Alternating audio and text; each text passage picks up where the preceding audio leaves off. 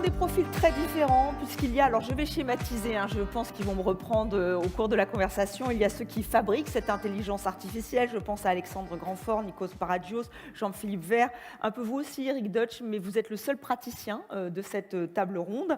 Et enfin, nous avons aussi Marc Bonneville qui nous parlera plus du côté économique, mais aussi c'est très important d'avoir des traitements qui sont moins coûteux, donc plus démocratiques, donc vous allez nous en parler. Et enfin, nous avons le philosophe de l'étape, car c'est important, car l'intelligence artificielle soulève de nombreuses questions d'éthique, et Eric Fiat donc est avec nous. Encore une fois, merci. Juste un petit bémol, vous aurez noté que je suis donc la seule femme de cette table ronde. Ce n'est pas voulu, ce n'est vraiment pas voulu, Norbert Ifram me l'a expliqué. Effectivement, et on a entendu beaucoup de noms de femmes, de femmes qui sont chercheuses, qui sont médecins, on en a entendu beaucoup ce matin. Alors malheureusement, celles que nous avons invitées n'étaient pas disponibles, ou peut-être qu'elles ne se sentent pas légitimes. Alors c'est un autre combat qui n'a rien à voir avec la cancérologie, mais voilà, c'est pour les prochaines rencontres, on espère que ça sera la parité, mais quand même bienvenue à vous. Donc nous allons maintenant commencer sur ce sujet, une vaste question, comment l'intelligence artificielle peut-elle aider à repousser les frontières de l'incurable? On parle évidemment de cancérologie. Je le disais, et ce n'est pas moi qui le dis, c'est Cédric Villani, c'est un mot valise. C'est vrai qu'on ne sait pas trop, le grand public. L'intelligence artificielle, il y en a dans nos téléphones, il y en a dans notre vie, dans nos métiers. Donc est-ce que vous voulez bien jouer le jeu? Une petite définition de votre définition. Qu'est-ce que l'intelligence artificielle? Qui veut commencer? Est-ce que ce sont ceux qui la créent? Je pense à vous, Jean-Philippe, ou à vous, Alexandre. Est-ce que vous voulez commencer sur cette question de la définition? Allez, vous vous lancez, donc Alexandre Grandfort. Je vais me lancer. Donc, tout d'abord, merci pour l'invitation. Donc, l'intelligence artificielle, aujourd'hui, on imagine une machine qui va reproduire le comportement d'un humain, son système de décision. Et donc après, on peut réfléchir à ce que c'est reproduire à l'identique, à partir de quoi et pour faire quoi. Il y a différentes techniques pour le faire. On appelle ça aussi des fois du machine learning, du deep learning. C'est plein de mots-clés qui reviennent souvent sur la table. Donc si on essaye en tout cas ma vision des choses, l'intelligence artificielle c'est quelque chose qui n'est pas nouveau, c'est quelque chose dont on entend beaucoup parler aujourd'hui parce que les données sont là, les machines sont là, il existe des techniques qui sont anciennes pour le faire. Et aujourd'hui le machine learning est quelque chose qui est donc la vision statistique de la chose qui permet de faire des choses extrêmement efficaces depuis quelques années. Et puis là-dedans, donc cette façon de faire de l'intelligence artificielle basée sur du machine learning, il y a le deep learning qui est extrêmement prometteur dans tout ce qui est traitement d'image ou traitement de texte. Donc voilà, c'est une vision peut-être un petit peu technique de la chose, qui n'est pas très orientée vers un enjeu particulier, mais qui du moins permet de situer par rapport aux disciplines scientifiques qui sont derrière.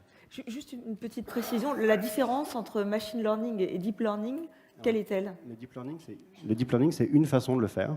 Donc, le machine learning, c'est apprendre à une machine à partir beaucoup d'exemples. On va donner beaucoup d'observations. Éventuellement, on va donner beaucoup de réponses qu'un humain a pu donner sur une certaine tâche. Et on va demander à la machine de le reproduire. Et le deep learning, c'est une façon de réaliser cet apprentissage. D'accord, merci Alexandre Grandfort. Si on veut bien continuer ce tour de table, effectivement, pour vous, qu'est-ce que l'intelligence artificielle? Ou est-ce que tout a été dit? Ou alors, allez-y, Jean-Philippe. Jean-Philippe Vert, donc merci. Bonjour, merci aussi pour l'invitation. Alors, je suis entièrement d'accord avec ce que vient de dire Alexandre. On travaille à peu près sur les thématiques similaires. Peut-être je préciserai une chose, c'est que pour moi, si je vais caractériser l'intelligence artificielle d'aujourd'hui, celle dont on parle, c'est quelque chose qui est basé sur les données.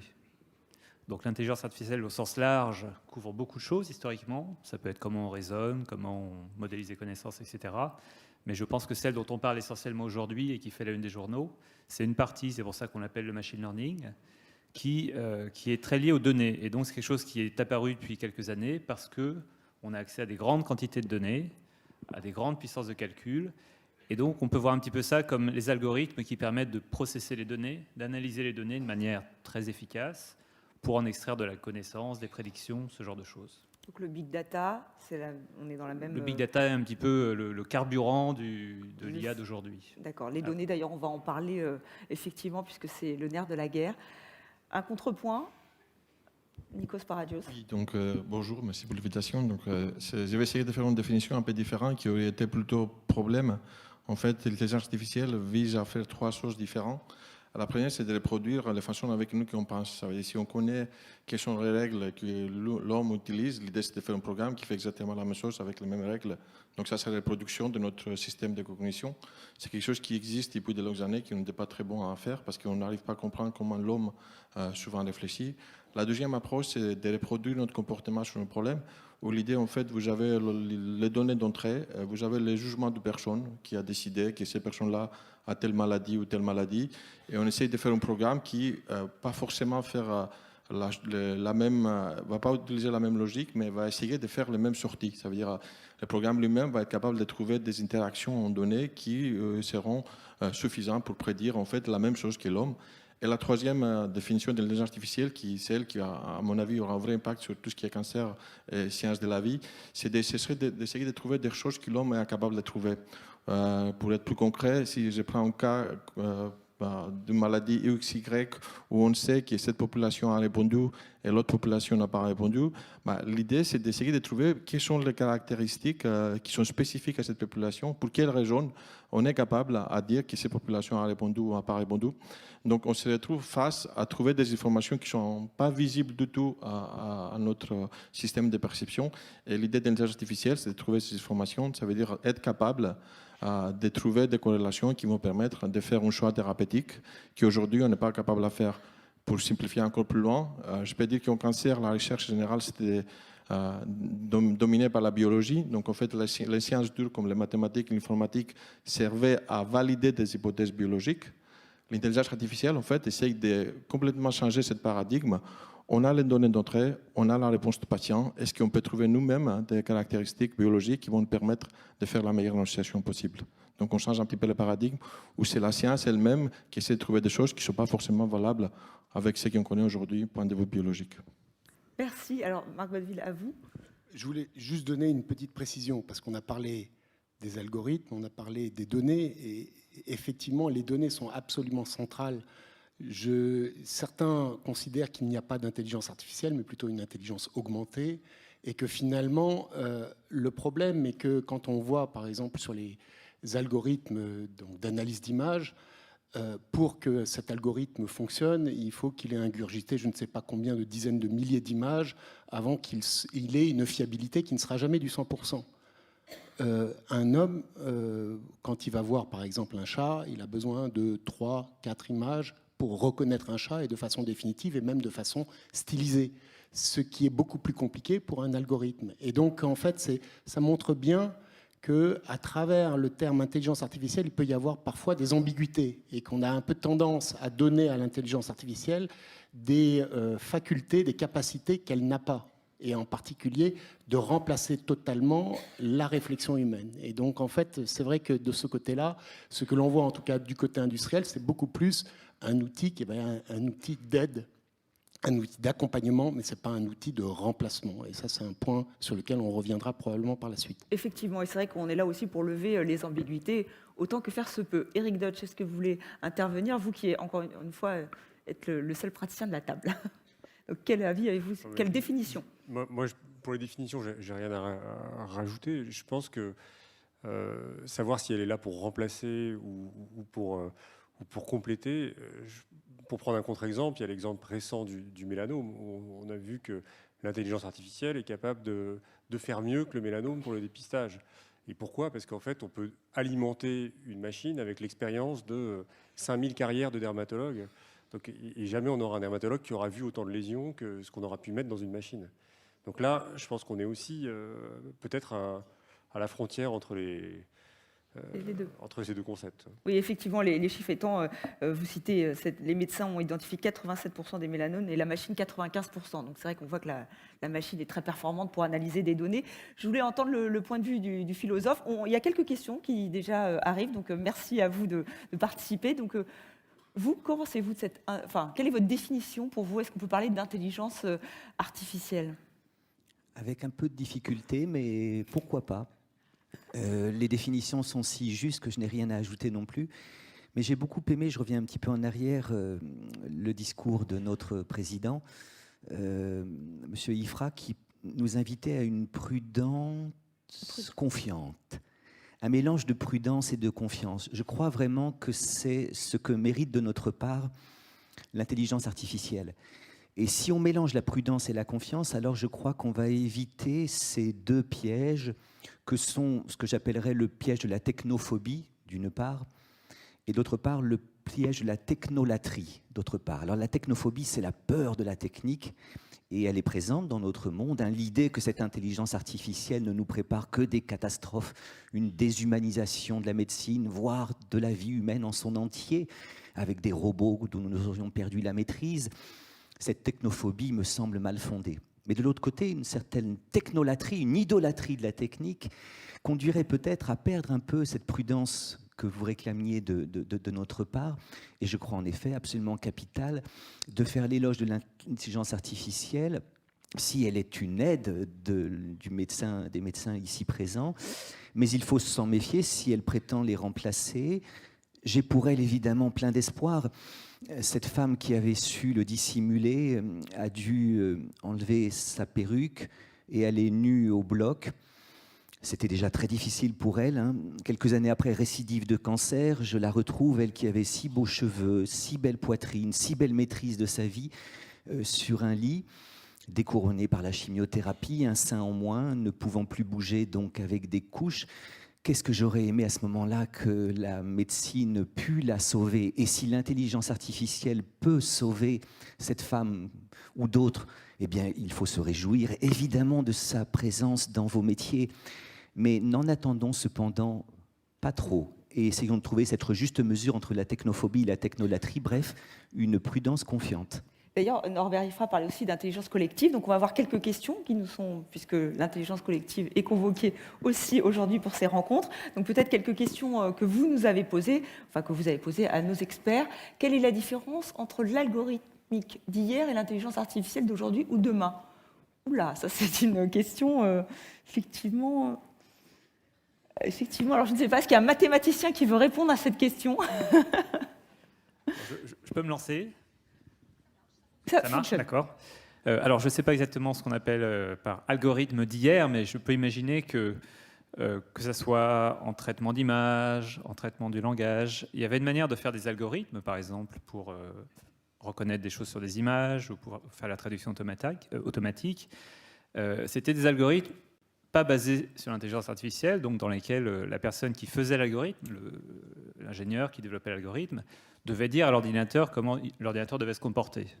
Donc, en gros, l'informaticien devait dire, si tu vois ce genre de pattern dans l'image, prédit que c'est un objet de tel objet. Donc ça, c'est l'ingénieur qui devait dire à l'ordinateur quoi faire. La différence avec les algorithmes modernes d'aujourd'hui, c'est que les algorithmes d'aujourd'hui, c'est plus l'ingénieur qui va dire à l'ordinateur quoi faire dans quelle situation, il va plutôt lui donner la capacité de s'adapter, et il va lui donner à manger, donc des grandes quantités de données pour que l'ordinateur de lui-même apprenne les règles. Donc c'est ça la différence principale quand on programme de l'intelligence artificielle par rapport aux algorithmes d'hier, c'est qu'on donne beaucoup plus de liberté à l'ordinateur. Ce qu'on programme nous, c'est comment l'ordinateur peut apprendre tout seul. Donc on dit il faut que tu apprennes à reconnaître un cancer sur une image. On lui donne beaucoup de degrés de liberté, si vous voulez. Il y a beaucoup de paramètres que l'ordinateur ensuite peut choisir lui-même. Et c'est ça que nous, on programme. Et ensuite, quand on lui donne à manger des données, donc il voit des images, et on dit voilà des données, des données, des données. Et à force, il optimise ces paramètres pour pouvoir reconnaître dans les données. Donc c'est ça la différence vraiment fondamentale entre la manière de faire des algorithmes hier et aujourd'hui. C'est que plutôt que de dire à l'ordinateur quoi faire, on lui donne la capacité de s'adapter. Et ensuite, c'est les données qui vont lui permettre de s'adapter automatiquement. J'ai une question un peu naïve, vous m'excuserez, mais comment peut-on être sûr qu'il analyse bien ces données, qu'il ne fasse pas d'erreurs, ou est-ce qu'on peut garder le contrôle, c'est-à-dire que est-ce que c'est l'homme qui fait des erreurs en lui donnant de mauvaises indications, ou est-ce que lui-même peut générer des erreurs? Bon, la question vient un peu trop vite dans le débat, mais vu que vous en parlez, est-ce que c'est une question où on peut... Oui. Je peux aussi essayer de répondre à cette question. Donc, à partir du moment où on évalue la performance d'un algorithme, la façon dont les choses sont validées, entre guillemets, c'est qu'on va garder une partie des images qu'on ne regarde pas lors de l'apprentissage, et on va regarder si l'algorithme fait des erreurs sur des bases de tests, de validation, qui peuvent venir d'un autre hôpital, d'un autre praticien, pour voir si l'algorithme est capable de généraliser sur des données hétérogènes. La réalité, c'est que ces performances ne sont jamais à 100%, ou si c'est 100%, c'est que le problème est peut-être très simple, et c'est quelque part... super en soi, mais la question c'est est-ce que c'est réaliste, est-ce qu'on peut espérer 100% pour tout? La réponse est souvent non. Est-ce que ces erreurs sont les mêmes que celles que ferait un médecin? Aujourd'hui, ces erreurs, elles sont évaluées en moyenne. Elles peuvent être regardées par un humain a posteriori. On peut regarder à quel point est-ce que la machine est confiante par rapport à sa prédiction. Donc, on peut voir plusieurs degrés d'erreur. Est-ce que l'erreur est complètement opaque? Est-ce que l'erreur peut être introspectée par un humain pour faire une deuxième lecture? En tout cas, le zéro erreur n'est pas vraiment réaliste. Merci pour cette réponse. Alors, on va maintenant venir au cœur du sujet, c'est-à-dire qu'est-ce que ça peut changer pour la cancérologie. Eric Deutsch, est-ce que c'est avant, pendant, après? On a eu quelques pistes ce matin où on a vu comment l'intelligence artificielle intervenait. Donc voilà, c'est sur tout le... Avant, oui, encore une fois, avant, après et pendant, évidemment. Je pense que ça peut avoir énormément d'applications. Et en fait, quand on parle chacun a une conception un peu différente entre individus en fonction de son expérience, de sa spécialité au sein de la cancérologie, de ce que ça pourrait faire. Là où on voit à plus court terme des applications, c'est dans tout ce qui est le diagnostic médical par l'image. On a parlé du mélanome, on a parlé de l'analyse des scanners ou des radios, à la fois pour le dépistage de masse, mais aussi pour avoir des informations qui vont au-delà de ce que l'œil du radiologue peut voir sur un scanner ou ce que l'œil du pathologiste peut voir sur une lame. Un exemple récent, c'est le travail qu'on a fait avec Nikos Paragios, où on a pu montrer que l'analyse des scanners complètement ordinaires, l'analyse des scanners de patients qui reçoivent de l'immunothérapie est capable de prédire est capable de déterminer la probabilité de réponse des patients à l'immunothérapie, et ça corrèle aussi avec la survie des patients. Donc ça veut dire que, à travers cet exemple, on peut utiliser une analyse non seulement pour automatiser, pour standardiser la qualité du diagnostic, etc., mais aussi pour avoir des informations qui ne sont pas celles que l'on est capable d'extraire en travaillant sur la machine. Ça permet de faire un suivi personnalisé de chaque... Ça permet de faire un suivi personnalisé, mais ça permet aussi d'avoir une information qu'on n'aurait pas autrement. Donc en fait, on développe un nouveau biomarqueur uniquement à partir des ingrédients, si je puis dire, qui sont les ingrédients de tous les jours, c'est-à-dire les données cliniques du patient, les scanners du patient, et rien d'autre. Donc ça nous fait monter en fait en finesse de prédiction individuelle, sans pour autant changer la chaîne de prise en charge du patient. Donc c'est un des potentiels. Je pense que, sinon, au-delà de cet exemple, pour moi, alors c'est aussi parce que je fais de la radiothérapie et que c'est un traitement local et que la précision est importante, parce que si on n'est pas assez précis, on peut avoir une récidive locale, et si on traite trop large, on peut avoir des toxicités. Je pense que aussi ce qu'on en attend en thérapeutique, c'est une meilleure standardisation des traitements. Donc peut-être un meilleur contrôle de l'aléa thérapeutique. Ça, c'est aussi quelque chose d'important dans tout ce qui est soins technologiques comme la radiothérapie, mais pourquoi pas demain le robot chirurgical ou des choses comme ça. Et donc ça permet aussi de maîtriser les coûts et de proposer des traitements adaptés à tous et surtout être plus démocratique ou pas, Marc Bonneville, sur ce sujet? C'est clair que l'intelligence artificielle peut avoir un impact majeur, bien évidemment autour de l'aide au diagnostic et à la décision, à la prise de décision thérapeutique. Je pense que là où elle peut avoir un impact absolument gigantesque, c'est dans le développement pharmaceutique, à tous les niveaux. Dès le départ, dans la recherche d'amont, pour de la modélisation in silico, pour mieux comprendre le mode d'action de molécules. On a encore des outils de modélisation qui permettent en fait d'imaginer un peu comment une molécule peut interagir avec une cible thérapeutique potentielle, mais elle est basée sur des outils de modélisation qui sont encore imparfaits et qui ont besoin d'énormément de données et de puissance informatique pour pouvoir être plus fiables. Il y a également de la modélisation au niveau des modèles précliniques. Quand on veut obtenir une preuve de concept préclinique d'une molécule, on s'appuie sur quoi? Sur de l'analyse in vitro, sur des modèles animaux dont la pertinence à l'homme est souvent discutable. Il y a de plus en plus de sociétés qui proposent maintenant de la modélisation in silico basé en fait sur une connaissance, donc en fait sur une analyse d'une quantité gigantesque de données avec des approches qui sont plus ou moins sophistiquées, un peu plus contextuelles, disons, et qui permettent en fait, sur la base de la connaissance d'une molécule, sur la base de sa biodistribution dans l'organisme, etc., peut permettre de mieux prédire quelles vont être son efficacité et quels vont être ses effets secondaires. Après, il y a un autre aspect qui est absolument décisif, c'est le design des essais cliniques. Il faut être conscient que dans l'industrie pharmaceutique, on a dépensé ces dernières années 50 milliards de dollars, 3% d'efficacité. 30% du temps passé dans les essais cliniques est passé dans le recrutement de patients. Pourquoi ? Parce qu'on a des tonnes de molécules de tous les côtés, on n'a pas assez de patients, surtout que souvent, en fait, les entreprises pharmaceutiques ont tendance à se focaliser sur les indications, entre guillemets, les plus intéressantes, les plus prometteuses. Et donc, finalement, du fait de cette attrition de patients, il y a des surcoûts liés en fait au prolongement en fait de la réalisation de ces essais.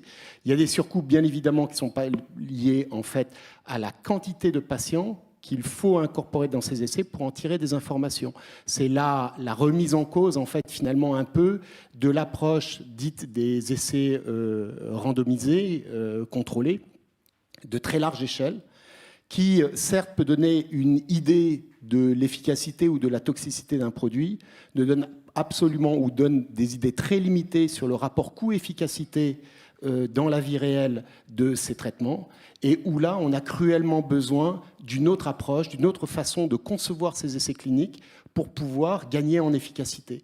Et là, de ce côté-là, il y a beaucoup de discussions, notamment avec des approches assez innovantes, basées non seulement sur l'intégration de données tirées de l'analyse très approfondie des caractéristiques biologiques de patients, mais également tirées de l'analyse de données en vie réelle pour améliorer des essais, mieux adaptés en fait à des approches personnalisées et qui permettent en fait d'utiliser éventuellement des groupes contrôle de patients qui ne sont pas nécessairement des groupes contrôle qui sont intégrés lors de l'essai, mais qui peuvent être des groupes contrôle historiques ou des groupes contrôle concomitants. Donc là, c'est pour l'industrie pharmaceutique, c'est un enjeu absolument majeur, réduire les coûts de développement pour justement proposer des prix qui sont plus faibles et améliorer l'accessibilité à l'innovation. Donc ça, c'est un point pour nous qui est absolument central. Après, ça soulève un certain nombre de questions réglementaires et techniques sur lesquelles on reviendra par la suite. Effectivement, on y reviendra quand on parlera effectivement des données. Moi, je voulais savoir si l'intelligence artificielle peut aussi amener de nouveaux traitements. Parce que là, vous dites que ça peut permettre de suivre, de cibler et donc de donner les bons traitements, si je vous ai bien compris, Eric Deutsch. Mais est-ce que ça peut apporter de nouveaux traitements ? Est-ce que vous avez des exemples, sans que ça soit miracle ? Là, on a bien compris que ce n'est pas miracle, l'intelligence artificielle.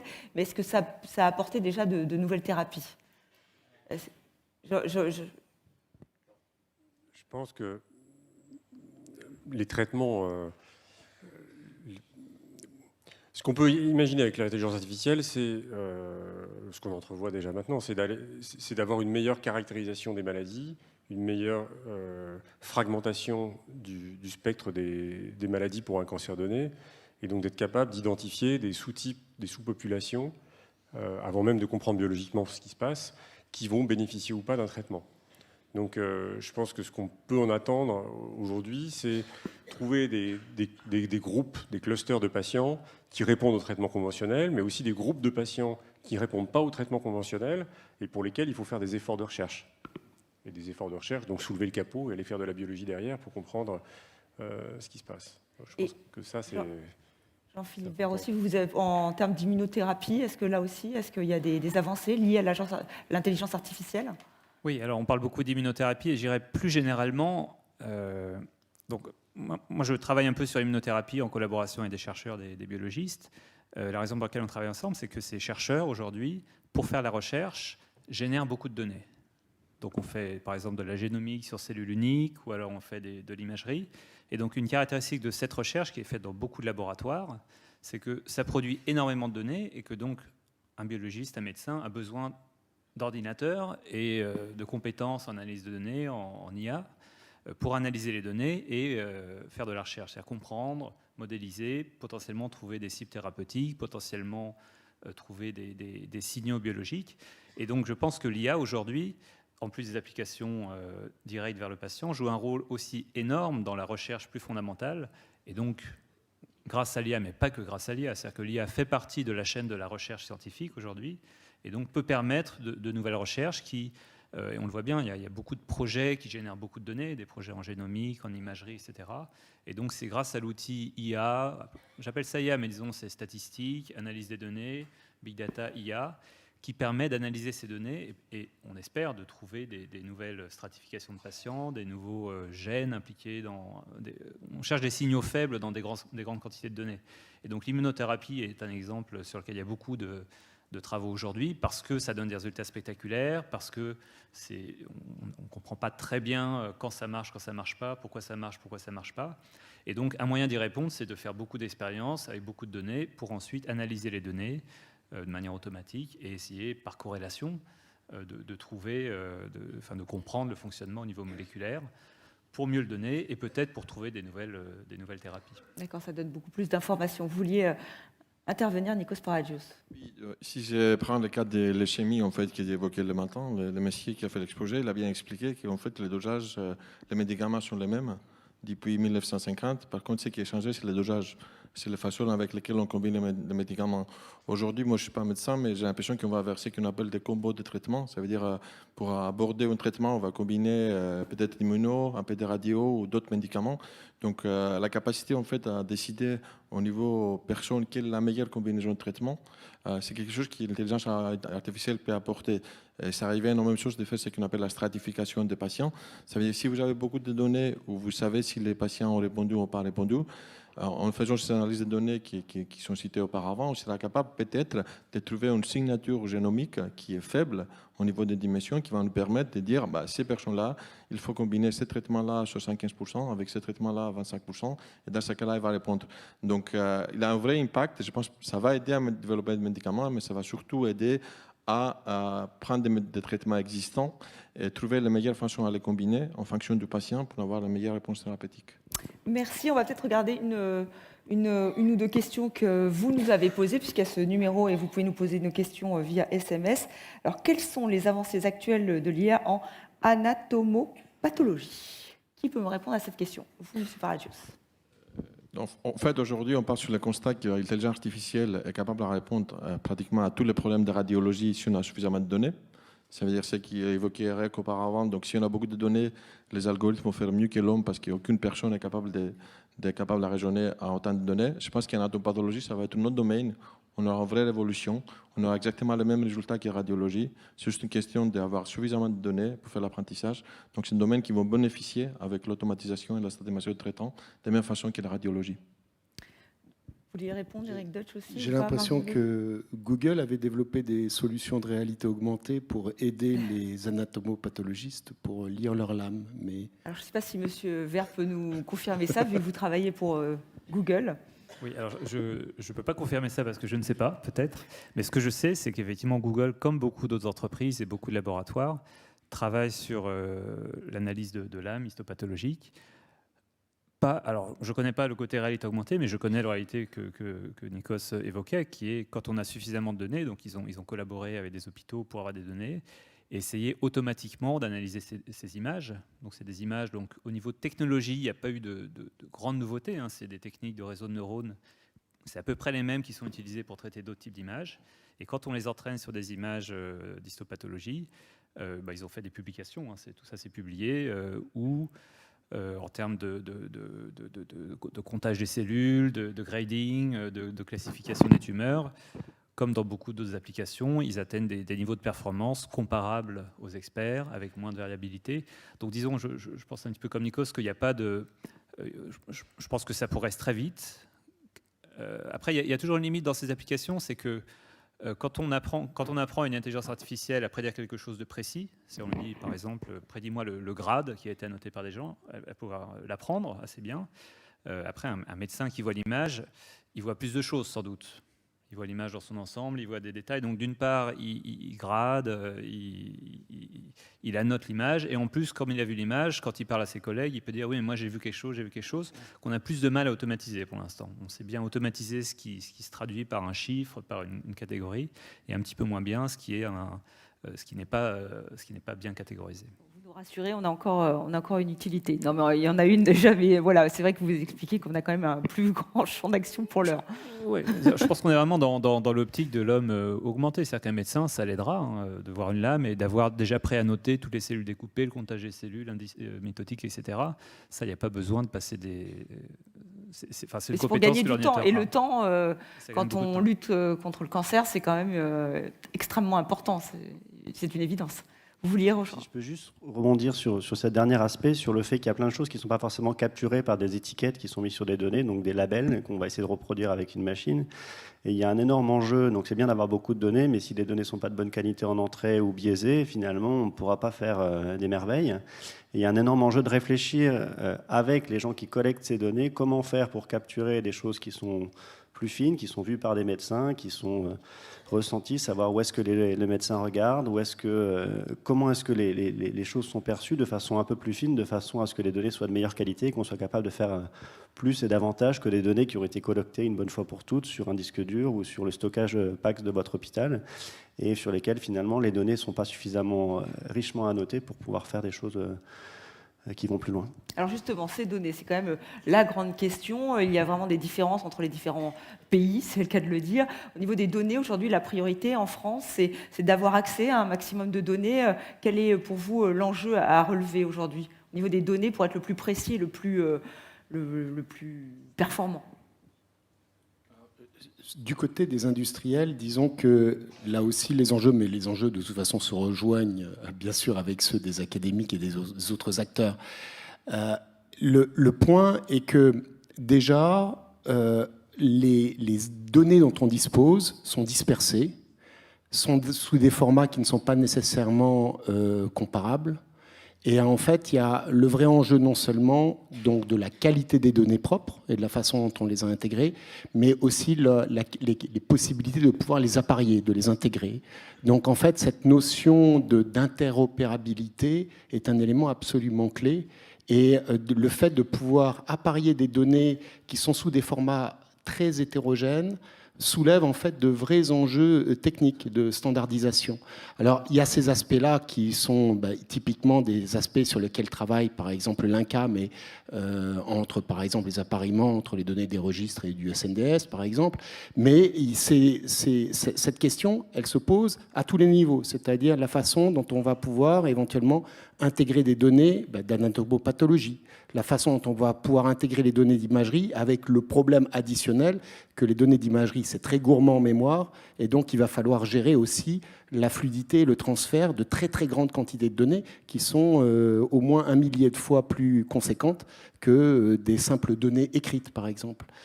Et là-dessus, en fait, on a toutes les données qui sont des données liées à ce qu'on appelle le deep profiling du patient, que ce soit toutes les omiques, etc., et qu'il va falloir intégrer, là aussi, avec des formats qui sont très hétérogènes. Donc ça, c'est le nerf de la guerre. Les données, c'est le kérosène, c'est ça qui permet de valider les algorithmes, mais il en faut des quantités énormes et il faut qu'elles soient de très grande qualité. Donc ça, c'est le défi, et c'est le défi qu'on se fixe, aussi bien au niveau national, au niveau international, mais au niveau aussi de projets qui sont des projets plus de preuve de concept. Parce que le problème, c'est qu'on n'a pas d'idée préconçue, en fait, finalement, de quelle va être la meilleure solution pour les rentrées. Et donc, il est important de garder un peu cette souplesse dans la mise en place des projets pilotes et de façon à obtenir ces preuves de concept et qui alimentent à ce moment-là la réflexion. Oui, surtout que tout va très vite et que effectivement vous avancez en marchant, on en parlait tout à l'heure. Il y a cette question qui revient effectivement puisque la protection des données n'est pas la même en France, en Europe et aux États-Unis, en Chine. Donc là aussi, comment on compose avec cette... Est-ce que c'est un frein finalement pour vous en tant que chercheur? Est-ce que c'est un frein qui est cette protection des données? Puis après, j'entendrai le point de vue du philosophe parce qu'il faut peut-être aussi protéger ces données. Donc voilà, est-ce que pour vous c'est un frein? Alors, je pense qu'on est une période charnière parce que d'abord on s'intéresse de plus en plus aux données et aux données de masse, mais aussi on a une législation, une réglementation qui vient de changer récemment, qu'on est en train de mettre en place à peu près partout et qu'on interprète avec des degrés de stringence qui peuvent varier d'un endroit à un autre. Donc là, je pense que j'adhère complètement à ce qui a été dit. L'accès aux données, c'est clé. Le fait qu'on ait des données qui soient de qualité, qui soient annotées et qui soient dans des formats interopérables, ça va être vraiment essentiel. Et je pense qu'aussi, un des rôles de l'INCa, ça peut être de faire en sorte de permettre aux chercheurs, et pas uniquement aux chercheurs, aussi aux développeurs, aux startups et autres, d'avoir accès aux données tout en respectant la confidentialité, l'intérêt des patients. Parce qu'on a toujours en tête les dangers de l'intelligence artificielle, mais moi je pense qu'il y a aussi un danger sociétal énorme, c'est de perdre du temps.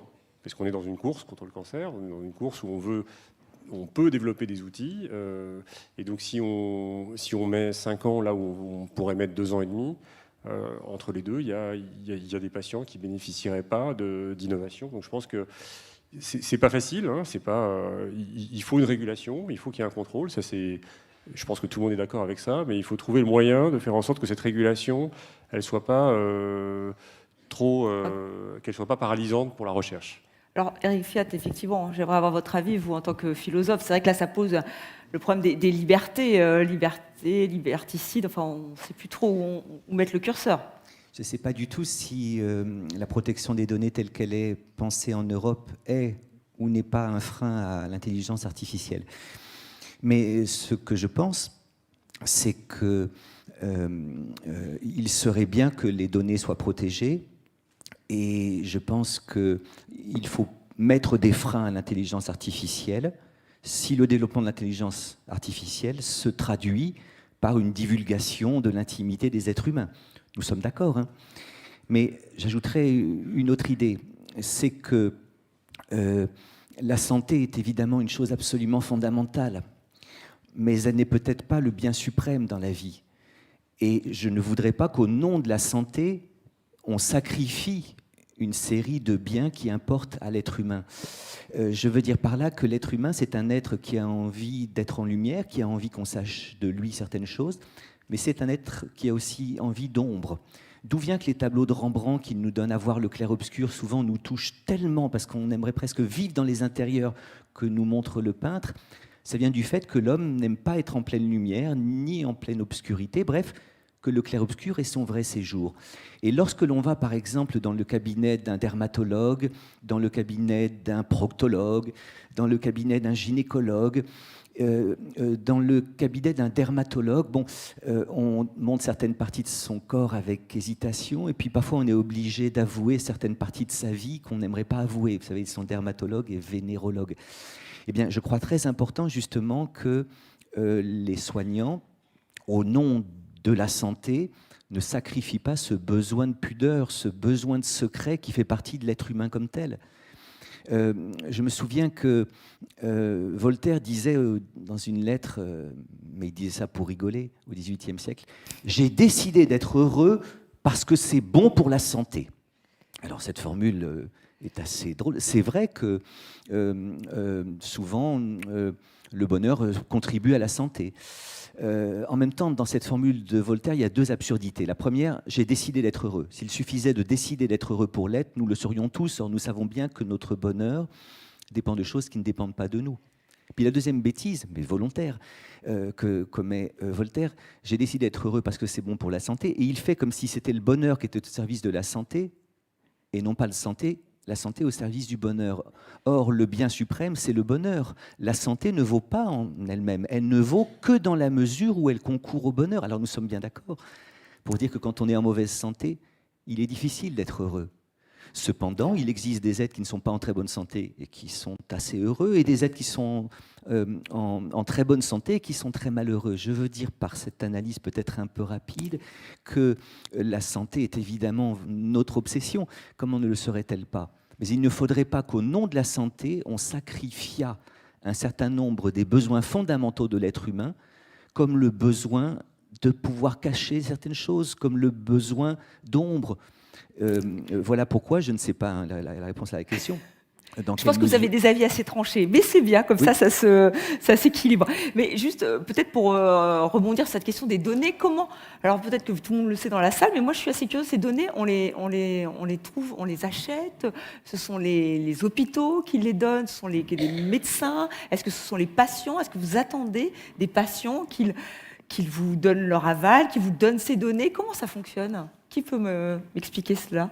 peux peut-être donner mon avis de chercheur académique. Aujourd'hui, moi, dans mon domaine qui est plutôt de l'imagerie cérébrale, les données qu'on utilise sont des données qu'on trouve sur des sites internet sur lesquels éventuellement on va donner une adresse email en expliquant qu'on s'engage à ne pas être des mauvais scientifiques, à ne pas s'engager à retrouver l'identité des gens. Donc on récupère finalement des données potentiellement très simplement. Alors pas toujours en France, souvent d'ailleurs pas en France pour être très honnête. Et on se retrouve plutôt dans une situation où des initiatives internationales ont accepté de financer des collectes de données dont le seul but de rendre ces données publiques. Donc c'est des gens qui n'ont pas forcément été contraints, hein, mais on leur a donné le choix. Donc, je ne vais pas lancer un philosophe sur le terme du choix ou de la liberté, mais je serais bien incapable de répondre après. Mais on se retrouve dans une situation où des gens acceptent de faire partie d'une acquisition de données dont le seul but est de rendre ces données publiquement accessibles.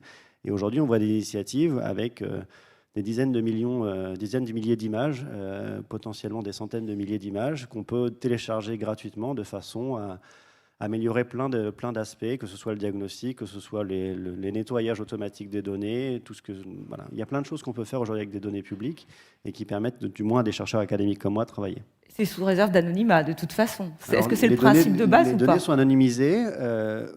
Après, est-ce qu'anonymiser l'IRM d'un cerveau, est-ce qu'on sait le faire ? La réalité est, si on avait l'IRM de tous les êtres humains, on serait capable de retrouver exactement qui c'est. La probabilité qu'on ait un jour cette base de données, peut-être aujourd'hui encore assez faible. Et donc, potentiellement, oui, on a une information qui est une sorte d'empreinte digitale. Maintenant, est-ce que cette empreinte digitale permet de retrouver l'identité de la personne ? La réponse est non. Très bien. Et justement, aussi, il y a parfois aussi des fantasmes autour de qui récupère les données. Alors, c'est vrai que Jean-Philippe, je suis obligée de me tourner vers vous, puisque vous travaillez pour Google. Est-ce que ça, c'est des angoisses, des fantasmes, ou est-ce qu'au contraire, plus il y aura des personnes qui s'intéresseront à ces données et à l'intelligence artificielle, plus ça fera évoluer et effectivement repousser les limites de l'incurable? Alors, sur les données, hein, moi, ce que j'en vois, alors je ne vais pas faire une réponse au nom de Google parce que je ne sais pas, mais en tout cas, les projets sur lesquels je travaille, je suis dans une entreprise qui respecte les lois, c'est-à-dire que quand on veut travailler sur des données de patients, par exemple, eh ben, ça se passe par une collaboration faite avec un hôpital, un centre de recherche, une entreprise ou autre, où tout est clair, où les données n'appartiennent pas à l'un, appartiennent à l'autre, elles sont transférées de manière sécurisée, elles sont anonymisées. Donc je pense qu'il y a un gros fantasme sur la possibilité éventuelle qu'un GAFA, par exemple, aspire toutes les données du monde, les mélange. C'est pas du tout ce que moi je vois à mon niveau. On est surtout sur les données médicales et il n'y a pas du tout, il y a une paroi complètement étanche. C'est pas les mêmes systèmes informatiques qu'on utilise pour les applications sur les smartphones et puis pour les collaborations médicales. Donc c'est fait de telle manière à ce que le but c'est de créer un petit peu de confiance parce que, comme j'ai dit, hein, tout ça ne peut marcher que si on a accès à des données et pour sur le long terme avoir accès à des données, il faut mettre en place des systèmes des systèmes vertueux où les gens ont confiance pour pouvoir les échanger, être sûr que ça ne sera pas utilisé à d'autres fins que celles pour lesquelles ils se sont engagés, etc. Après, sur la question plus générale, je reviens un tout petit peu sur la question, est-ce que les lois européennes peuvent freiner l'IA et est-ce que les données sont partagées avec les pays du monde entier ? Pour moi, ça a été posé, oui. Donc, il se trouve que l'Europe est en avance sur le reste du monde sur les questions relatives aux données. Je partage entièrement ce qu'a dit mon collègue sur le fait qu'au nom de certaines applications court terme, il ne faut pas prendre des risques plus larges sur des choses que la société ne voudrait pas. Et donc, nous, en tant que chercheurs, on voit plutôt... on voit pas les lois européennes comme des freins, on les voit comme des contraintes qui vont sans doute se généraliser à d'autres endroits du monde sur une bonne manière de faire de l'analyse de données. C'est-à-dire que les lois européennes n'empêchent pas de travailler sur des données, elles mettent juste des garde-fous, elles mettent des règles. C'est des règles parfois de bon sens. Hein. On ne peut pas faire ce qu'on veut, on ne peut pas juste voler des données et faire ce qu'on veut. Donc pour moi, ce n'est pas du tout un frein à l'IA. C'est un petit peu un frein sur de la recherche opportuniste, qui dirait est-ce que demain je peux, si j'ai beaucoup d'argent, acheter beaucoup de données pour après-demain être le premier à faire un produit, mais ce n'est pas du tout quelque chose de tenable sur le long terme. Donc on voit vraiment les règles locales comme celles qui fixent le bon cadre pour pouvoir faire de l'IA dans des bonnes conditions. Merci Jean-Philippe Vert. Alors avant de vous donner la parole, Marc Botteville, je sens que Nikos Paragios a très envie de réagir sur cette question des données depuis tout à l'heure. Alors vous, quel est votre avis ? En fait, je pense que c'est vachement important de prendre tous les garde-fous qu'il faut pour les données de santé.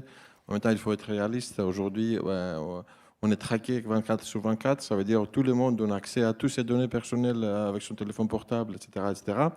Et en même temps, on est face aux États-Unis et en Chine, où en fait, la collecte de données anonymisées, c'est beaucoup plus facile. Donc, comme nous sommes dans un contexte où l'intelligence artificielle est vachement portée par les données, je vais citer Antoine Petit, qui est le directeur des CNRS. Il a dit qu'il faut faire attention que nous, quand l'Europe fait de l'éthique, les États-Unis et la Chine font de la science et ils progressent. Donc il faut trouver le bon équilibre. Est-ce qu'ils vont plus vite que nous, que la vachement France? plus vite que nous. J'étais à GFR, qui c'est les journées françaises de radiologie qui sont tenues à Paris en octobre. Donc j'ai visité une boîte chinoise qui fait des détections des nodules cancéreux pulmonaires. Donc j'ai posé la question, mais comment vous êtes avancé parce que cette boîte n'existait pas, ça fait un an. Comment vous êtes arrivé à avoir de telles performances? Il a dit c'est très facile, on a réussi à avoir 1 million de scanners facilement à l'intérieur de la Chine. Donc si on est, je dis, les données de santé, c'est des données vitales, il faut protéger le patient, il faut protéger les provenances, il faut l'anonymiser, il faut prendre tous les garde-fous qu'il faut. Mais en même temps, on ne peut pas faire l'intelligence artificielle si on n'a pas de données. Donc on ne peut pas se trouver dans un extrême où d'un côté on dit oui, c'est bien de protéger le patient. Il faut à tout prix protéger le patient, il faut à tout prix anonymiser les données, et à côté de dire, mais non, on ne peut pas faire la recherche parce qu'on n'a pas suffisamment de données. Donc je pense qu'il y a des efforts à faire, et il y a vraiment des marges de progrès en ce qui concerne le partage de données entre les hôpitaux. Pour moi, je ne sais pas s'il y a beaucoup de médecins dans les salles. La vraie difficulté, en fait, ce n'est pas les hôpitaux, c'est le médecin. Parce qu'aujourd'hui, ce n'est pas trop clair à qui appartiennent les données. Est-ce que les données appartiennent au médecin qui a traité le patient? Je vais demander à Eric de répondre. Est-ce que les données appartiennent au patient? Où les données appartiennent à l'hôpital elle-même. Donc aujourd'hui, a priori, les données appartiennent à personne. D'accord, là, bon ben voilà, peut-être, moi je vais me poser une colle. Bon, je vous laisse après, il y a Eric Deutsch qui voudrait réagir aussi, allez-y Marc. J'ai l'impression qu'en fait, il y a bien évidemment deux questions. Il y a une question qui est une question d'ordre éthique, et là, effectivement, la question, c'est de savoir si on ne risque pas de se faire imposer, en fait, des normes venant de la Chine ou des États-Unis. Et donc là, on retombera en fait sur la réflexion. Qu'est-ce qui est le plus important entre la santé et le bonheur, hein? Donc ça, c'est une question, c'est éthique. Et puis après, il y a une question qui est une question technique. Et la question technique, elle peut être à divers ordres. Soit, en fait, on choisit des solutions qui nous permettent d'analyser des données qui ne sont pas déanonymisables. Et là, il y a effectivement un certain nombre de réflexions sur de pouvoir analyser des données non structurées versus structurées, etc. Et puis, il y a une autre question qui est finalement de voir de quelle manière on peut réduire les risques de rupture de confidentialité en jouant en fait sur les modalités d'accès des bases de données. Et là, effectivement, il y a le continuum, notamment sur les bases de données, notamment nord-américaines, où on peut aller en fait de données ouvertes, accessibles à tous, mais qui ne sont pas nécessairement aussi bien structurées et d'aussi bonne qualité, hein, comme par exemple, il y a une initiative qui s'appelle le Patient Data Sphere, qui est une façon de pouvoir accéder à des données ouvertes pour tout le monde. Et puis, il y a énormément de systèmes un peu hybrides, payants, non payants, plus ou moins contrôlés, et où effectivement on arrive à la question du business model autour de ces bases de données, parce que produire des bases de données de qualité suppose de les entretenir, de les enrichir, etc. Ça coûte cher en personnes et en entretien journalier, en modalité d'accès, en serveur.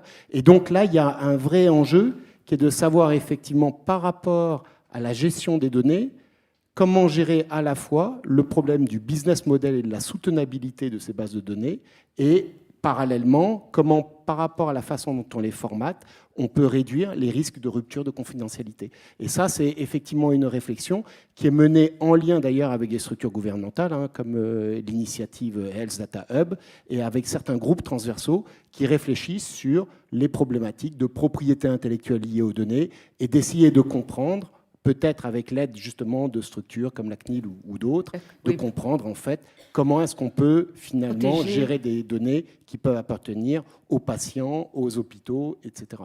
Et pour l'instant, c'est un peu le Far West. Et à côté de ça, il faut être conscient que par rapport à la gestion de données, les données ne sont pas nécessairement strictement du ressort public. Il y a des grosses bases de données privées de très grande qualité.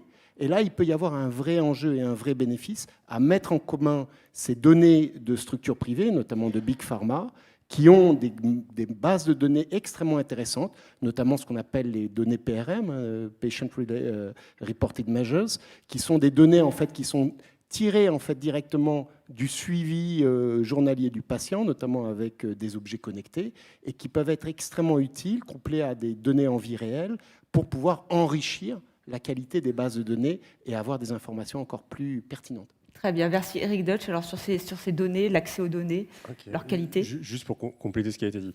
Donc c'est vrai que le plus souvent, quand on commence un projet, on a accès aux banques de données publiques. Et ces banques de données publiques, à 80%, elles sont américaines, nord-américaines, essentiellement. Ça ne veut pas dire que, parce que c'est des patients américains, ils n'ont pas donné leur accord et que les données ne sont pas anonymisées, d'abord.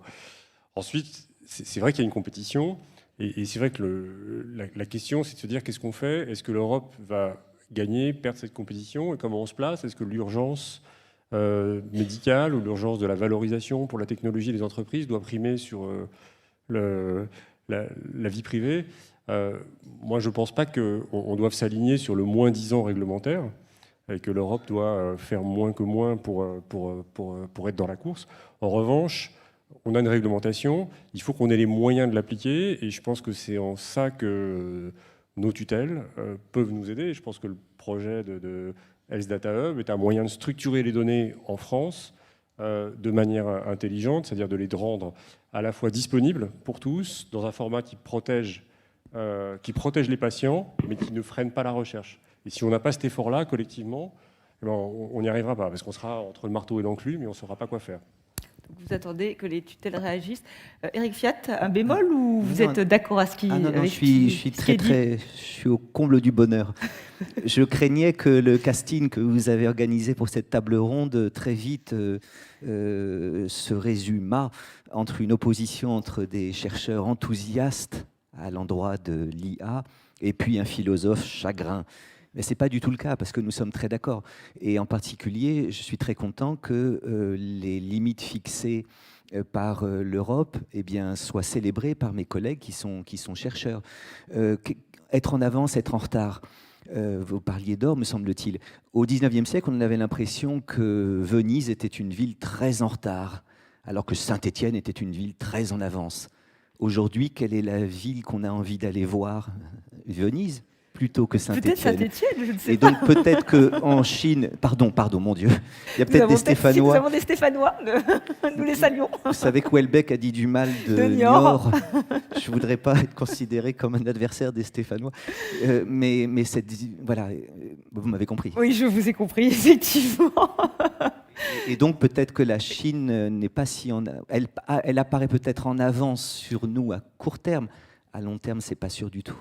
Mais le patient, justement, est-ce que c'est le patient qui peut donner accès, est-ce que ça, c'est puis qu'on a effectivement des associations qui sont là, est-ce que ça peut venir d'eux? Est-ce que ça vient déjà d'eux? Le fait de donner accès à leurs données, est-ce que vous leur avez demandé? Comment ça fonctionne? Bien sûr, les patients doivent consentir, donc ils doivent donner leur accord pour qu'on exploite leur...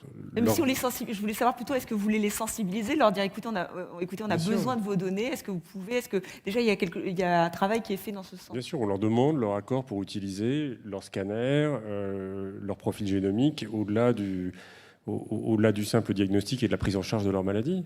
Donc ça, on leur demande leur accord. Et c'est non seulement nous qui leur demandons pour être en règle, mais après même ces données, on ne pourrait pas les publier dans des revues scientifiques si on n'est pas en mesure de prouver qu'on a demandé l'accord au patient.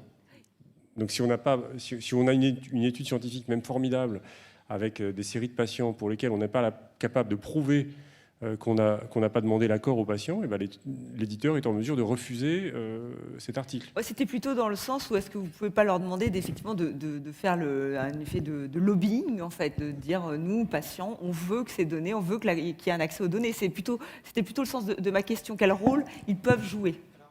Ce qui est un peu compliqué, c'est tout dépend de ce que l'on sait que l'on va faire de ces données. Et c'est ça le problème. Parce qu'à partir du moment où effectivement... dans le cadre d'un accord un accord établi classiquement dans le cadre d'un essai clinique, on peut imaginer bien évidemment que ces données vont être utilisées exclusivement dans le cadre de cet essai clinique. Mais la richesse et l'importance des données pour alimenter des outils d'intelligence artificielle, c'est que parfois on peut les exploiter dans des contextes qui sont complètement inattendus. Et en particulier, ce qui peut aider notamment à travers, par exemple,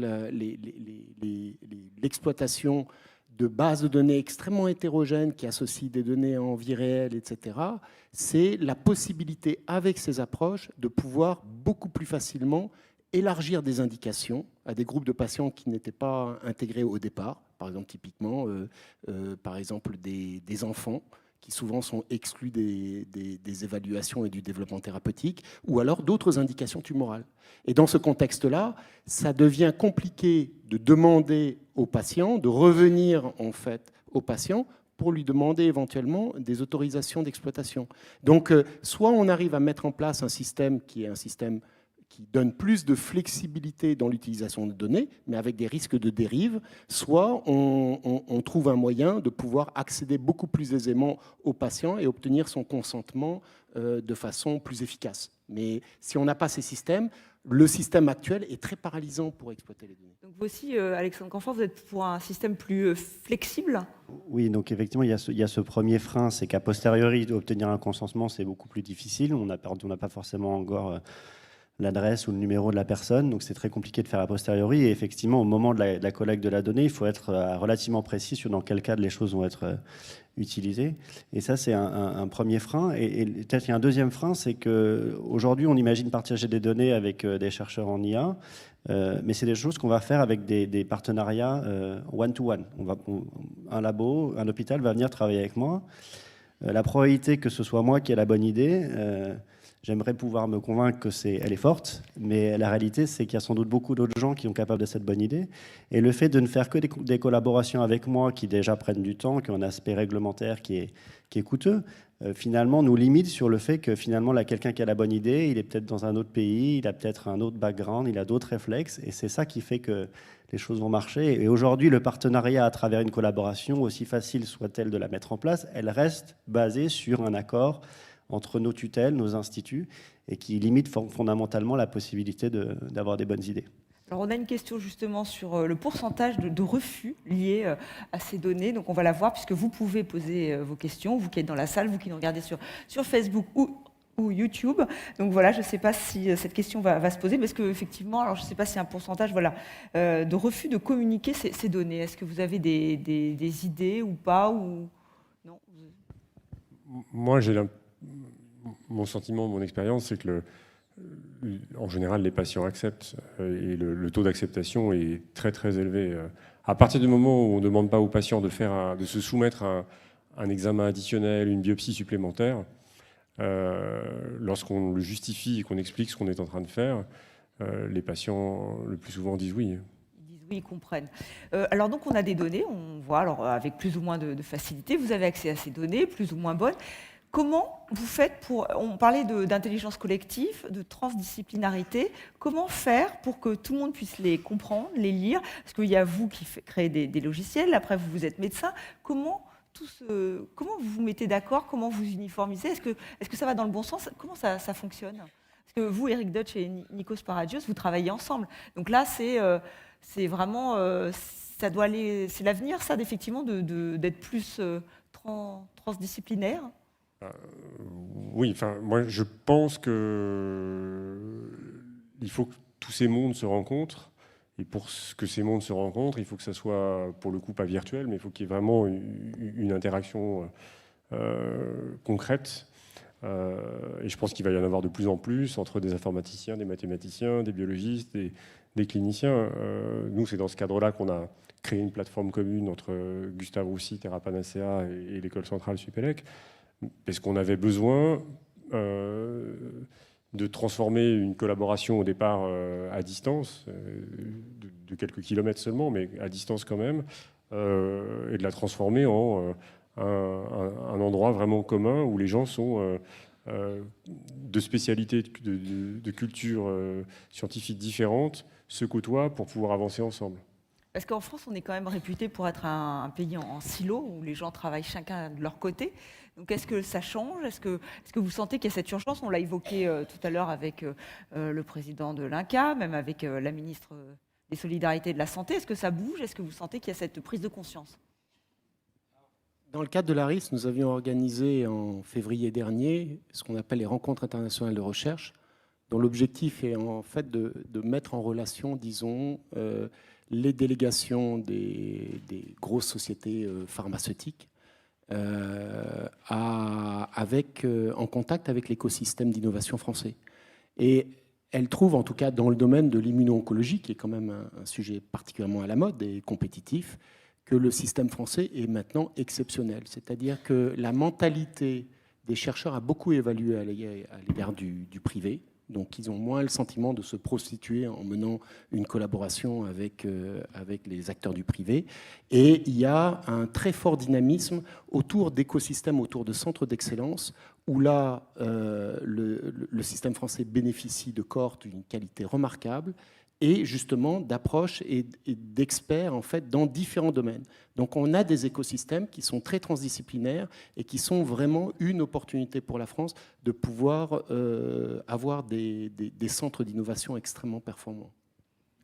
Moi, je vais parler un petit peu de la formation, en fait, parce que c'est vachement important de commencer à mettre ensemble les médecins et les mathématiciens et les informaticiens dès la formation.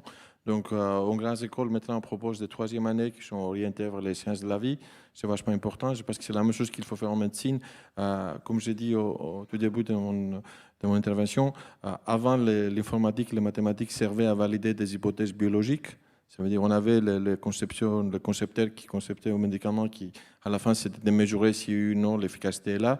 Aujourd'hui, l'IA peut aider en fait à changer le paradigme et modifier la façon avec laquelle on apporte des réponses au traitement. Donc, il faut dès l'université, dès la faculté de médecine, de commencer à intégrer des cours de sciences et vice-versa. Ça veut dire aujourd'hui, la vraie valeur ajoutée, c'est les profils hybrides, parce que des chercheurs, sont des gens qui sont très bien formatés en fonction de leur domaine. Donc, il faut penser aux années à venir et aller vers la formation dès l'université et les grandes écoles. Jean-Philippe Vert, vous, c'est ce que vous faites. C'est-à-dire que vous avez une formation à la base plutôt mathématicien, c'est ça, et après, vous avez dû vous mettre à la biologie pour mieux comprendre, expliquez-nous votre parcours. Oui, alors mon parcours, à moi, a sans doute assez peu d'intérêt dans le débat, mais effectivement, j'ai une formation de mathématicien-ingénieur et après une thèse de mathématiques, j'ai travaillé sur des applications génomiques. Donc j'ai fait de la biologie, c'est un bien grand mot. J'ai parlé avec des biologistes, je me suis plongé dans la biologie, mais je n'ai jamais fait d'expérience, donc je ne suis pas un biologiste ni un médecin. Mais en tout cas, je pense qu'on est tous d'accord pour dire qu'il faut des profils transdisciplinaires, pluridisciplinaires, que c'est la clé. Moi, je trouve qu'on en a vraiment trop peu. On est tous d'accord pour qu'il faut des formations, il faut promouvoir ça dans l'évaluation des chercheurs, dans tout ça. Moi, je suis dans ce domaine depuis plus de 15 ans. Ça fait plus de 15 ans que j'entends qu'il faut le faire. Je constate qu'on a du mal à le faire parce que ça demande un effort supplémentaire, je dirais, pour les jeunes qui se forment, pour les professionnels qui doivent étendre leur champ disciplinaire, qui n'est pas toujours récompensé, pas toujours valorisé. Alors ça sera peut-être plus maintenant qu'on dit que c'est très critique, mais il y a sans doute urgence et je pense qu'il ne faut pas juste en former quelques-uns. Là, on est des experts, il y en a sûrement dans la salle, des gens qui se sentent entre plusieurs disciplines. Je pense que là, on a besoin de grandes quantités, de masse. Là, il faut former des centaines, des milliers d'étudiants. Il y a des médecins, il faudrait que tous les médecins fassent du Python, des statistiques, pour pas forcément développer des algorithmes, mais au moins pouvoir parler avec les gens. Oui, c'est trouver un langage commun, en fait. C'est ça l'urgence aujourd'hui ? Oui, je pense que le langage, c'est la première barrière. C'est clair que vous prenez un biologiste, un médecin standard et un ingénieur mathématicien standard, ils ne vont pas se comprendre. Quand on parlait de modèle, d'un côté, un modèle, c'est une souris, de l'autre, c'est une équation. Ils vont se dire, mais ton modèle est bizarre. Et c'est caricatural, le modèle, mais il y a beaucoup de choses comme ça. Donc, une formation de base est nécessaire. Et je dirais que ça va même plus loin que sans doute la médecine et la biologie. J'ai travaillé à l'université de Berkeley pendant quelques temps, il y a 2-3 ans, où ils avaient considéré que le data science, l'IA devenait tellement important que c'était devenu une formation générale pour les étudiants de première, deuxième année, donc après le bac, qui n'était pas obligatoire, mais qui a été pris par plusieurs milliers d'étudiants, pour dire il faut qu'aujourd'hui, dans le monde moderne, quelqu'un qui va faire de la chimie, de la biologie, de l'économie, de la littérature, soit capable de comprendre des concepts statistiques de base, soit capable de comprendre ce qu'on entend par IA, que IA, ce n'est pas un dieu, mais c'est juste une équation qui fait quelque chose, et soit peut-être même capable de lui-même d'utiliser un petit peu l'ordinateur pour faire des analyses, même si c'est surtout comprendre qui est important et pouvoir discuter. Donc je pense qu'on est assez en retard là-dessus, et il y a beaucoup d'initiatives qui vont dans le bon sens, mais qu'il y a urgence à développer, accélérer ces formations. Donc ça serait vraiment déjà du point de vue de la formation des étudiants, que ça soit plus ouvert. En misant sur l'avenir, mais ça n'empêche pas les gens déjà formés aussi. Oui, bien sûr. Il y a quand même une question qui peut se poser, c'est est-ce qu'on veut transformer les médecins en bioinformaticiens, ou est-ce qu'on peut... Je pense que autant on a besoin de transdisciplinarité au moment de la conception des outils, mais après l'enjeu, souvent dans l'exploitation des bases de données, on le voit par exemple notamment en microbiologie, qui est un domaine que je connais un peu mieux que l'oncologie, ce que le médecin attend, en tout cas en l'état actuel, et c'est peut-être les solutions de court terme, c'est d'avoir des bases de données sur lesquelles soit il puisse les implémenter aisément, donc éventuellement avec, je ne sais pas, des algorithmes de reconnaissance de voix, de transcription, etc., mais aussi d'avoir une information qui est directement compréhensible pour eux. Et là, c'est plutôt le travail effectivement des concepteurs des bases de données de pouvoir transformer une information qui peut être un peu absconse en quelque chose qui est compréhensible pour un non-spécialiste. Donc là, il y a deux approches qui sont assez complémentaires, qui est l'une de proposer en fait des interfaces qui soient beaucoup plus amicales, et puis l'autre qui est effectivement de diffuser une information transdisciplinaire auprès des biologistes, par exemple, ou réciproquement. Et Eric Deutsch, on a beaucoup parlé de votre... c'est vrai que l'hôpital a ouvert les portes, vous avez ouvert les portes à Nikos Paragios, mais peut-être nous expliquer quand même, parce que c'est vrai qu'on ne l'a peut-être pas, pour ceux qui ne connaissent pas, comment vous travaillez ensemble, qu'est-ce que vous faites ensemble. C'est vrai qu'on en parle depuis tout à l'heure, mais je me rends compte que, effectivement, pour le tout à chacun, votre démarche, comment ça s'est établi? Vous avez décidé d'ouvrir les portes à cette start-up, je ne sais pas si... En fait, moi, je suis radiothérapeute et donc je gère un service de cancéro-radiothérapie, et la radiothérapie est basée sur l'utilisation des images.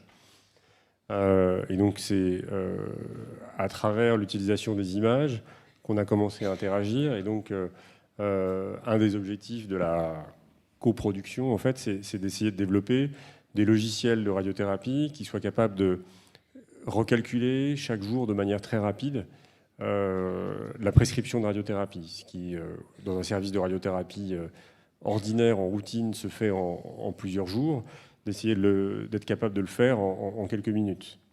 Et donc c'est autour de ça qu'on a commencé à interagir, et puis se sont greffées les problématiques de biomarqueurs et d'analyse d'images à visée pronostique, ce qu'on appelle la radiomix. Voilà. D'accord, très bien. Vous vouliez dire un mot, Alexandre ? Sur cet aspect de collaboration interdisciplinaire, je pense qu'en tant qu'informaticien ou statisticien, aucune ambition de devenir médecin un jour, et je ne vois pas comment un médecin, avec toutes les contraintes horaires qu'il a, peut devenir un informaticien et se mettre à programmer en Python comme quelqu'un qui en fait depuis qu'il a 15 ans. Donc la probabilité que ça arrive est assez faible. Arriver à parler le même langage, c'est la clé. Et finalement, ce que je me dis, moi, qu'est-ce que j'attends le plus d'un professionnel de la santé, c'est qu'il me pose la bonne question et qu'il me la pose pour que je la comprenne. Et le fait d'être capable de poser la bonne question, ça, les algorithmes ne savent pas vraiment le faire. Les algorithmes ne savent pas générer des hypothèses, ou du moins, elles ne savent pas encore le faire. Et les hypothèses, elles sont générées par quelqu'un qui comprend le problème. Et si, avec un peu d'humilité, le médecin pose la bonne question et l'informaticien propose de la répondre, je pense que c'est un peu la version vertueuse de ce qui peut se passer. Je vais vous poser une question, Eric Fiat, sur le fait est-ce bien raisonnable de vouloir repousser, peut-être jusqu'à faire disparaître le cancer? Est-ce que cette envie même de savoir qu'on va avoir un cancer, ça pose aussi... D'abord cette question. C'est-à-dire que maintenant, avec la médecine prédictive, ça a avancé, on n'a pas donné des exemples, mais on sait qu'on peut avoir un cancer, on peut se faire opérer. Les cas les plus connus sont Angelina Jolie, par exemple. Est-ce que, humainement... Est-ce qu'on peut appréhender cette idée-là de savoir qu'on va avoir une maladie, comment on peut vivre avec ça? Il faut que le droit de savoir et le droit de ne pas savoir s'équilibrent. Est-ce que ce n'était pas un peu aussi une sorte d'angoisse? Mais bien sûr. Qu'est-ce que je veux dire par là? C'est que, là encore, j'ai envie de rendre hommage... je reviens un peu en arrière. Monsieur Ifra étant parti, j'ai envie de nouveau lui rendre hommage, sinon je l'aurais gêné. Déjà, il a une voix très douce, je ne le connaissais pas, Et je pense que la douceur de la voix du médecin, ça sera dans le traitement des malades toujours aussi important que toutes les trouvailles auxquelles conduiront l'intelligence artificielle.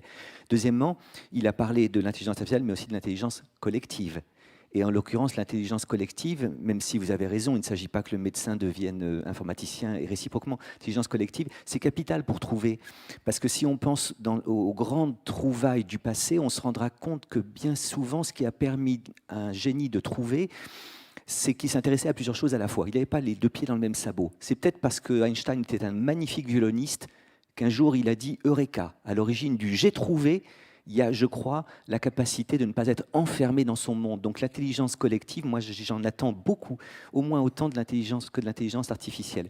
Je viens de dire ça pour prendre un petit peu de temps pour répondre à une question extrêmement difficile. Oui, c'est vrai que on peut se poser quand même, oui, effectivement. Mais bien sûr. Non, alors là, je veux rendre hommage au titre. Repousser les frontières de l'incurable, mais c'est merveilleux. Mais il ne faudrait pas que cela nous conduise à vouloir tout savoir. Il ne faudrait pas que cela nous conduise à penser que ne pas mourir serait une très bonne chose. Mourir est terrible, mais ne pas mourir serait plus terrible encore. Et je trouve qu'aujourd'hui, on est dans un monde qui, utilisant mal l'intelligence artificielle, qui est une très belle trouvaille, eh bien, nous propose quelque chose comme un avenir transhumaniste, qui me paraîtrait totalement déshumanisant. Donc, sachons laisser l'intelligence artificielle là où elle est. Et pour revenir vraiment à votre question, je crois que la santé n'est pas le tout de la vie, et qu'au nom de sa perte possible un jour, se priver de Angelina Jolie, de ses doux fruits d'amour,